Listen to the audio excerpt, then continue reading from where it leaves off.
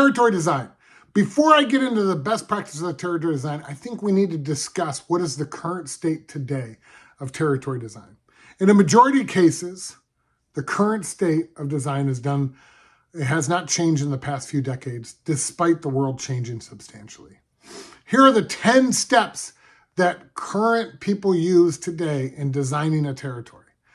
Step 1 is a TAM. You create a TAM, total addressable market. That's usually done in the corporate office, identifying all the companies in the entire world. How much would they be able to spend with you based on your product offering? It's an estimate based on employee size, industry, and things of that nature. Next step number 2 is then strategically narrow down your focus. You're not going to focus on everyone unless you're one of these huge conglomerate companies.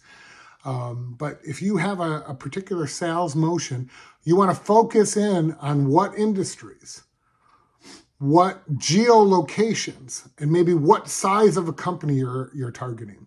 And then you narrow that focus down. And that's your strategic TAM.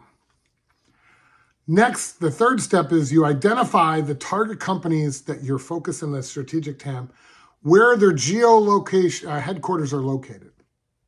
This is typically where you start to see the framework of territory design based on geolocations.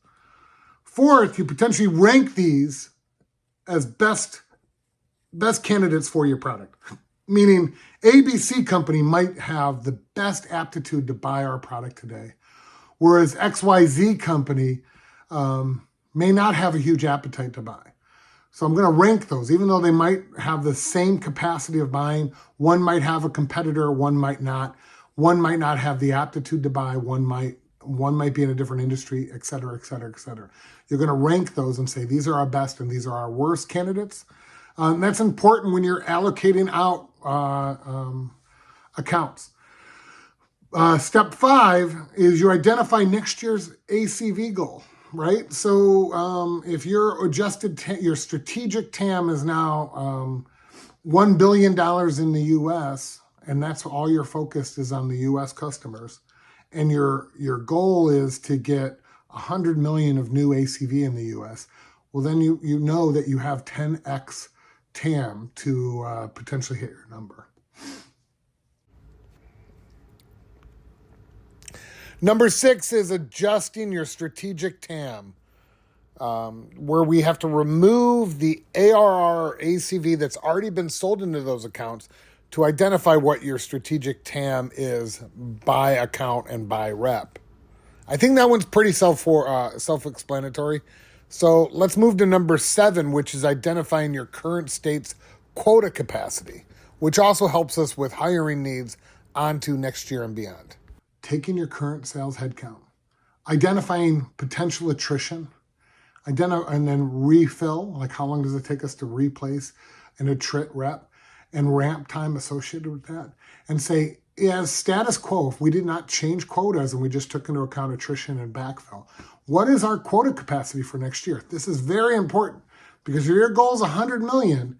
And then when you take the attrited headcount and the current sales reps that you have today and the ramp time, maybe your entire quota next year is only 90 million, which means you have at least a $10 million gap in quota capacity. Usually you want above the 100 million, depending on your appetite, maybe 20% more to handle for next year's attrition and things of that nature.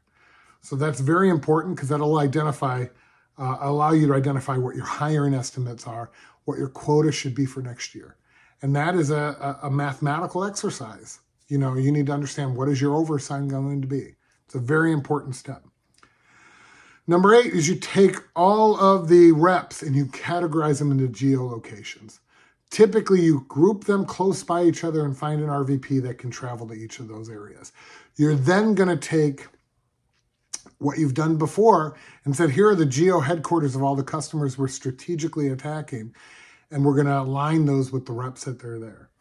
You might have to, now step number 9 is you might have to, or 8.5, you might have to reshuffle some of the headcount to align to the quotas or management structure. Typically an RVP and an enterprise sales shouldn't have more than 7 reps.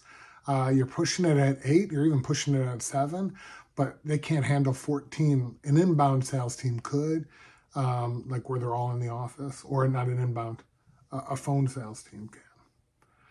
And then step 10 is the RVPs then delegate out those leads to their current staff. And so they have the discretion to say, I'm in the central region. Here are all the accounts that are headquartered in the central region. Here are all the reps that are in the central region.